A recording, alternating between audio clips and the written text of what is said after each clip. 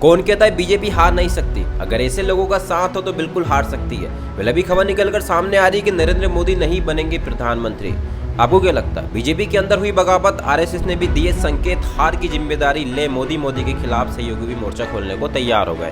नरेंद्र मोदी के खिलाफ बीजेपी में बगावत होती दिखाई दे रही है। पार्टी के नेता मोदी को एक तरफा फैसला लिए जाने की नीति के खिलाफ अब खुलकर सामने आने लगे हैं। जिस तरह से नितिन गडकरी को किनारे किया गया, शिवराज सिंह चौहान को बड़ी जीत दिलाने पर इनाम के बदले सजा दी गई, राजनाथ सिंह को किनारे किया गया और योगी आदित्यनाथ की कुर्सी पर संकट की खबरें जब शुरू हुई, उसके बाद बीजेपी के अंदर एक बगावत शुरू हो गई। एक अंदर ऐसा गुट बन गया जो मौके की तलाश में था और अब वहां मौका सामने आ गया है। अब की बार 400 पार का नारा लगाने वाले हमारे प्रधानमंत्री पीएम मोदी के लिए अब खुद की सीट भी बचाना मुश्किल हो गया है।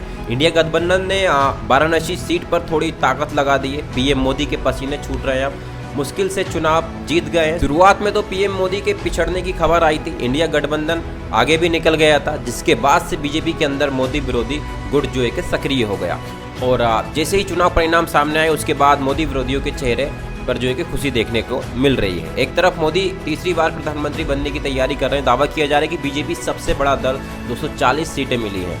बहुमत से भले ही 32 सीटें कम हो, लेकिन राष्ट्रपति को सबसे पहले बीजेपी को ही बुलाना चाहिए, क्योंकि वो सिंगल लार्जेस्ट पार्टी है। नरेंद्र मोदी प्रधानमंत्री बनने की तैयारी कर रहे हैं, लेकिन इस बार उनकी यहाँ कोशिश सफल होगी या फिर नहीं होगी, इस पर सवाल उठ रहे हैं। वेल आपको क्या लगता है?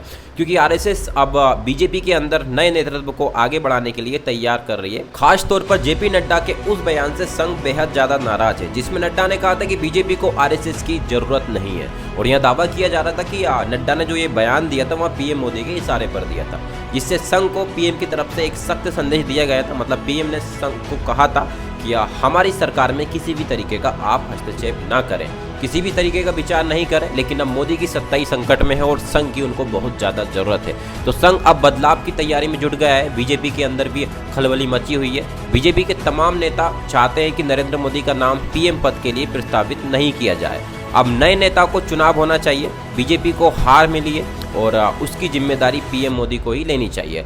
आखिर अब की बार 400 पार का नारा भी उन्होंने ही दिया था। मोदी सरकार फिर एक बार का नारा भी उनकी तरफ से आया था। पूरा चुनाव नरेंद्र मोदी के चेहरे पर लड़ा गया था, लेकिन जब पीएम मोदी को ही चुनाव जीतने में परेशानी हुई तो साफ है कि अब बीजेपी के नेता भी मानने लगे हैं कि मोदी के नाम पर वहां चुनाव नहीं जीत सकते। मोदी में अब बीजेपी को चुनाव जिताने की क्षमता नहीं बची है।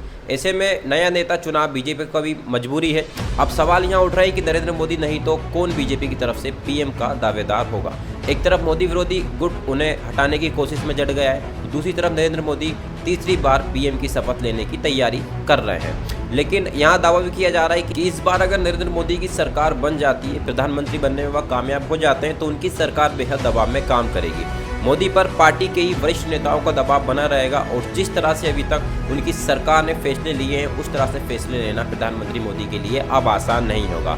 और वैसे तो यहाँ तक कहा जा रहा है कि अगर नरेंद्र मोदी प्रधानमंत्री भी बन जाते हैं तो उन पर भी 75 साल वाला फॉर्मूला, यानी कि नरेंद्र मोदी 1 साल बाद प्रधानमंत्री पद से हटाए जा सकते हैं। और दावा यहाँ तक किया जा रहा है कि अगर नरेंद्र मोदी पीएम बन जाते हैं तो भी उनके लिए 1 साल तक सरकार चलाना आसान नहीं होने वाला है। आपको क्या लगता है? कमेंट में जरूर बताइएगा और हमारे चैनल को सब्सक्राइब कर लीजिएगा इसी न्यूज़ के लिए। Thank you.